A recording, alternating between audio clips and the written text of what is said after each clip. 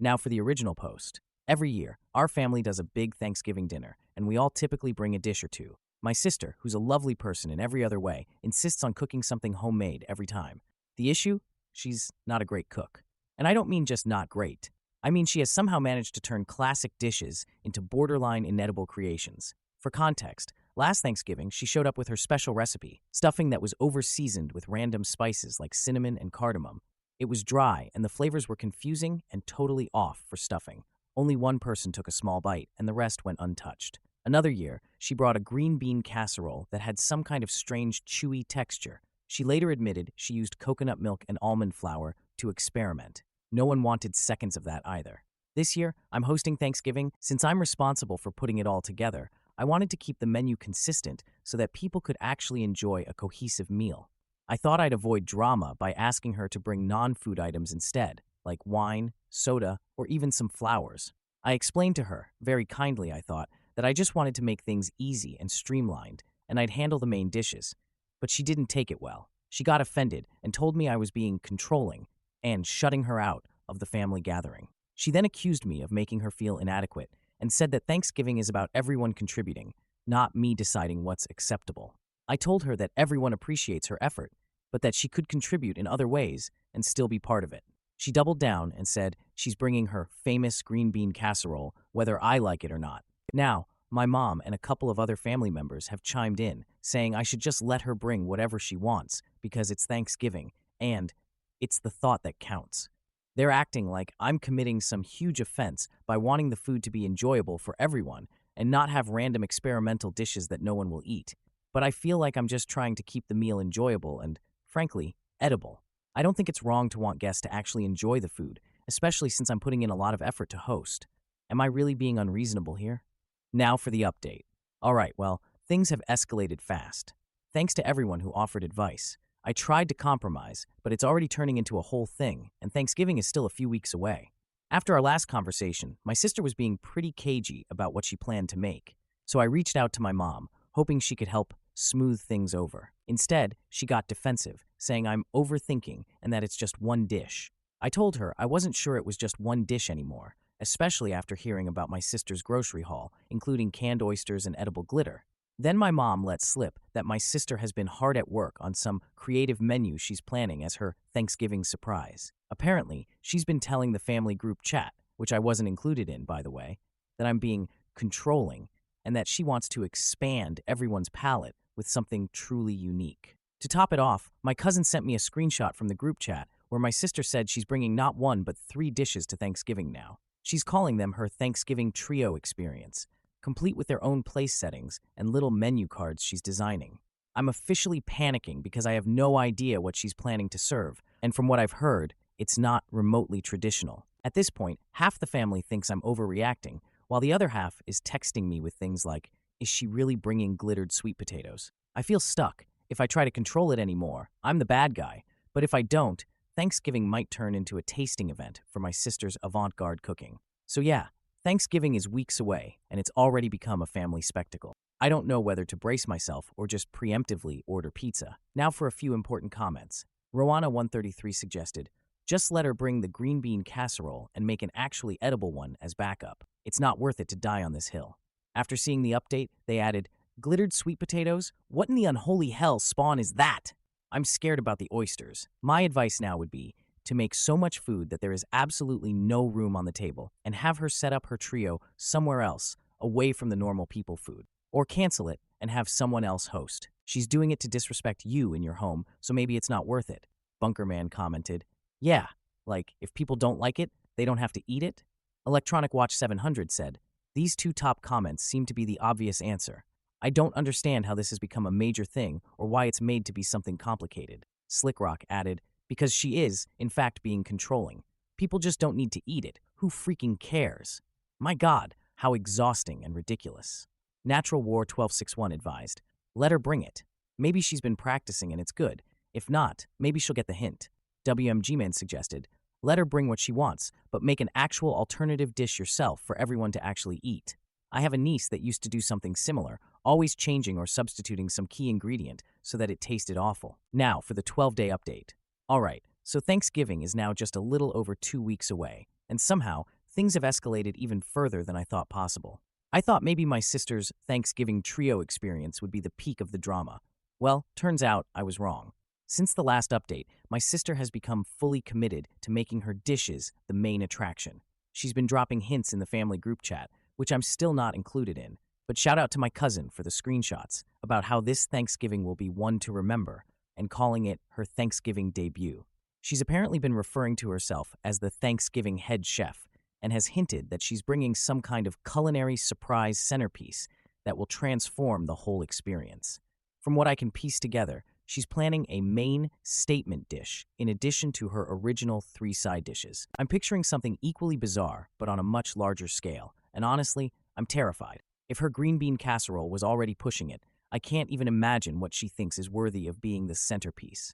Then, to make things even weirder, my mom texted me privately and suggested that I step back this year and let my sister shine since she's so excited about her contributions. My mom thinks if we just give her this moment, it'll make her happy and she'll get it out of her system. She even hinted that maybe I should focus on decorations and drinks instead of the main dishes, which feels like an attempt to turn hosting over to my sister without actually saying it. So now, I'm left with a choice. Go along with my mom's plan and let my sister essentially hijack Thanksgiving, or keep pushing back and risk a family showdown. I just wanted a nice Thanksgiving with dishes everyone would enjoy, but it seems like I'm either about to hand over the whole meal to her, or prepare for some serious drama. Thanksgiving isn't even here yet, and it already feels like a circus. I'm half tempted to just sit back and see what chaos unfolds, but part of me is still worried about subjecting the whole family to whatever artistic statement she has planned. Now for a few more comments. Cat Frog suggested, maybe suggest that the entire dinner be at either your sister's house or your mother's house. That way you can go and just enjoy the chaos without having to clean up before or after. Megalomania Maniac advised, just don't show up hungry, eat before you go. You know what? That actually sounds like a genius idea. If my sister wants to take over the spotlight so badly, hosting at her house would give her all the freedom she needs to showcase her masterpieces without me having to worry about the setup, the cleanup, or the fallout. Plus, I'd get to just sit back, relax, and enjoy the chaos like the rest of the family. I could even pitch it as a way to showcase her hard work without stepping on my toes as host. If my mom's already on her side, maybe she'd even help make the transition happen. At this point, I'm not sure why I didn't think of this sooner. It's the perfect solution for her main character moment and my sanity. Thanks for the idea. This might just save my Thanksgiving. Now for a comment. Grumpy Lurker said, but either way, can we please have an update after Thanksgiving? With photos? Am I the idiot for refusing to share my hard-earned bonus with a lazy coworker who tried to guilt me into it? So I work at a company that offers bonuses based on individual performance. I recently got a bonus, and let's just say I worked my butt off for it. Late nights, weekends, the whole deal. But here's the kicker. My coworker, who spends half their time scrolling on their phone and consistently turns in work late, actually had the nerve to demand I share my bonus because, in their words, they deserved it more. They went on about how we all work hard and claimed that it was only fair since they have more expenses than me. I tried explaining that we all get evaluated on our own performance and that it wouldn't be fair to split it. Of course, that didn't go over well, and now they're going around the office calling me selfish and greedy. Some of my other coworkers are rolling their eyes at this, but a few are starting to act a bit colder to me. Am I crazy, or is this entitlement at a whole new level? Now for a few comments from the original poster. You're absolutely right. There's no point in explaining myself to someone who clearly isn't interested in fairness or logic. Just a simple no and move on. Engaging any further just gives her an opening to argue, and I don't owe her a single justification. Thanks for the reminder to keep it short and let her deal with it. Thank you. That's solid advice. I'll definitely bring this up with my boss in HR, especially since it's starting to affect the workplace vibe. Appreciate the support. I've started keeping a record of everything, including the comments they're making to others. I'll definitely bring this up with my boss in HR. Bonus is based on how you bring in cash. I recently helped the company secure a deal worth millions, which they appreciated, with a portion of the money now that is making her feel entitled. She has a pattern of trying to take advantage of others. How colleague found out about the bonus. They placed the name on a Hall of Fame board, indicating the exact amount. This is textbook hostile work environment, and HR hates those words. Make a list of each person who has said something to you about this. Write a detailed report about the coworker who is demanding the bonus you worked for. Then another commenter said, not only it is illegal for her to ask this, it is harassment. I would speak with an attorney as a precaution. Let them know that each day the work environment grows more and more hostile as she attempts to recruit other employees to treat you poorly in an effort to force you to give her money you have earned. This is borderline extortion, and the company is at great risk if they don't shut this down. Should HR be unwilling to act on this matter and allow the harassment to continue, your attorney will have an excellent case, and you will win a tremendous lawsuit. Then OP replied, "Thank you for the thorough advice. I hadn't considered how serious this could be, but you're absolutely right. It's beyond just a petty disagreement. I'll start documenting everything, including specific interactions and any witnesses, to create a clear record. It's reassuring to know that I have options if HR doesn't take this seriously. I'll definitely look into speaking with an attorney as well, just to be fully prepared. Your insight has been invaluable. Thank you so much for helping me see the bigger picture here." Now for the one-day update. Yesterday, I shared a post about a coworker who expected me to share my individually earned bonus, claiming it was only fair because they had more expenses. I was blown away by the responses from you all, some suggesting I let it go, others, jokingly I hope, suggesting a slap. But most of you advised me to escalate the situation to HR. Well, I took your advice, and as of this morning, I've just left the HR office. They took my complaint seriously, and it turns out I'm not the only one who's had this issue with her. She's now been suspended for 3 weeks, pending further investigation. Thank you all for the advice and support. Sorry I couldn't reply to each of your comments individually, but I appreciate everyone who asked for an update. Now for a few comments from the original poster. I appreciate your interest. It's wild, right? I'm just glad to be moving forward and hopefully creating a better work environment. Exactly. She'll probably try to play the victim now, but at least I know the truth. It's all about accountability. Turns out she does it mostly to her female colleagues. She got a disciplinary hearing beginning Monday next week. Now for the 10-day update. This work Thursday morning has been remarkably silent in the office. Sometime earlier today, our team had an impromptu meeting. Our manager's expression was somber as she broke the news. Finally, the one I mentioned to you as my colleague has been fired. What is surprising is that the investigation uncovered not only our case, but also others. As it turns out, she has had a history of such misconduct and demanding money out of people far beyond my story. It means that HR revealed numerous complaints that have never been submitted before. Sometimes there's a strange sense of joy as well as sorrow. It doesn't even feel like winning to me. It feels contemplative. It is my hope that this would be a wake-up call for her, but for the team, it is a wake-up call on how we should comport ourselves at the places of work. Thanks once again to all who gave advice or recounting of their encounter with this and similar questions. As in this post, sometimes to make the change, one has to speak out. Thank you for your support and advice. Am I the idiot for kicking out my girlfriend after she broke my sister's Nintendo Switch out of jealousy? My girlfriend Megan and I stay together. She had a fight with her parents and asked if we could move in together, so we did. Not too long ago, I had to take my little sister in. I can't disclose much except the fact that I was her only option.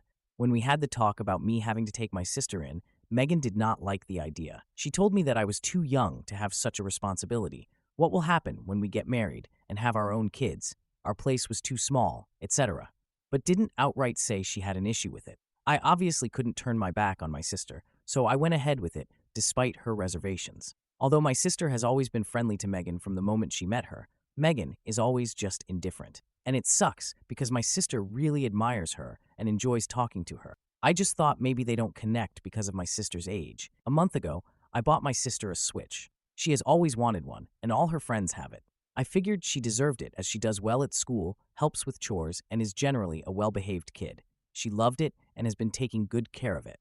Megan wasn't happy when I bought it. She actually sulked. She would borrow the Switch incessantly, and my sister would not say no, maybe because she was afraid to, but Megan would use it so much that it felt like it belonged to her. My sister never said anything. She would just patiently wait for her turn.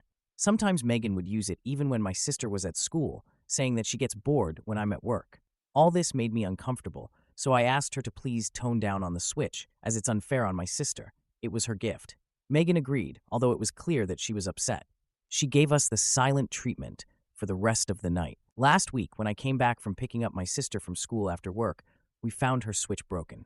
And that's putting it lightly. It looked like it was deliberately smashed. My sister was distraught. When I asked Megan what happened, she told us that she accidentally dropped it and it broke.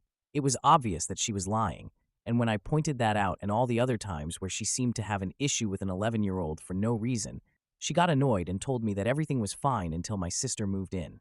I called her childish and asked her to please pack her bags and go back to her parents' house because I need space and time to think.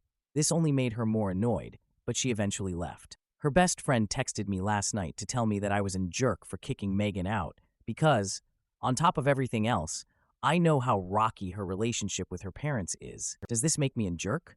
Now for a few important comments. Routine friend 7585 said, "Nta, she sounds vindictive. You deserve better." I replied, "She is, and to think I thought we had a future together." Delicious Mix 9180 commented, "She should pay to replace the switch." I responded, "She is unemployed. I'm the one who is paying rent, bills, and everything else." Another commenter, Apollo Simba, said, "I wonder if her parents' side of the story is different than the one you got from her." Silent Joe 1986 added, "Probably hates her parents telling her to go to college or get a freaking job. If she's bored sitting at home, she can look for work to fill the time." The Demon of Fever Swamp said, "Instead of bullying little kids," Nightopian commented, "and destroying their expensive property." Sebscreen wrote, "NTA, she isn't your wife. She does not get a say in your decision to take your sister in, and she is quite frankly a despicable person for bullying and intentionally hurting an 11-year-old who looks up to her. On top of that, she sounds like a terrible partner too. You work and let her live rent-free, and she does nothing all day but play on the Switch and bully your sister? And look at that. The first time you stand up to her BS, and she already ran to her friend vilifying you. Dump her like radioactive waste, and tell her friend to eat glass. If she cares so much, she can take on the insufferable burden that is your ex." I replied, "I spoke to her beforehand to let her know so as to not take her by surprise. I was really taken back by her reservations, but decided to give her the benefit of the doubt. Not everyone welcomes change easily, and she is an only child who doesn't understand what it's like to have siblings. But I see now that she is not a very nice person, because who would have an issue with an 11-year-old that looks up to you and is just happy to be in a stable environment? And to go as far as destroying something that she cherished and then lying about it. She just seems unstable, and I don't want her around my sister anymore. She wouldn't survive living with her friend. She always trash talks her, Semth." Now for the update 4 days later. I just wanted to write an update on what happened after I posted. When I kicked Megan out, I already knew that there was no way our relationship could continue. After reading the comments on the post, I knew that I needed to officially end the relationship and not leave things hanging. I only said to her I needed time to think because I wanted her to leave without a fuss. She had already caused enough trouble. I hadn't spoken to her since what happened because I was ignoring her texts, some of them telling me that she missed me and wanted to come back home. I decided to text her to arrange a meeting. She told me to come over to her friend's place because she only stayed a few days at her parents' place. When I got to her friend's place, I told Megan that the relationship is not working out for me and it's best that we break up. I said I don't see myself getting over the fact that she intentionally destroyed something that meant a lot to my sister over her irrational jealousy. Not to mention that she never really opened up to my sister, which should have been enough for me to end the relationship then. My sister deserves to be around someone who is willing to form a relationship with her. I had the rest of her stuff and proceeded to give them to her. She started crying and pleading, then accusing me of choosing my sister over her. She said I clearly never really loved her, and that she knew this would happen after my sister moved in. I just said to her, "This is exactly why I'm breaking up with you." I also told her that she really needed to reimburse me the $300 for the Switch that she accidentally dropped because my little sister is heartbroken over it and has been sad about it ever since. She rolled her eyes and told me that she already said it was an accident and that it's not her problem anyway since I don't want to be with her anymore. I didn't feel like continuing to argue with her, so I told her to never contact me again and left. When I got home, I blocked her everywhere. I am relieved that she is out of our lives, but I'm very disappointed in myself that it took something so drastic for me to see that Megan was not a good person. Now for a few comments. Difficult, thanks said. She showed you she's an insecure pick-me in some imagined competition with your little sister, and you believed her. Good for you. You're an excellent brother, and I'm sure you will find someone that makes you happy and cherishes your sister. I replied, "Thank you, and to be honest, I'm not in a rush to find someone. I just want to focus on making sure my sister is all right." Sounds like you made the right call. It's tough, but Megan clearly wasn't respecting you or your sister. It's good you stood up for your family, even if it took a while to see it. No need to beat yourself up. Sometimes it takes a big moment to realize what's best for you.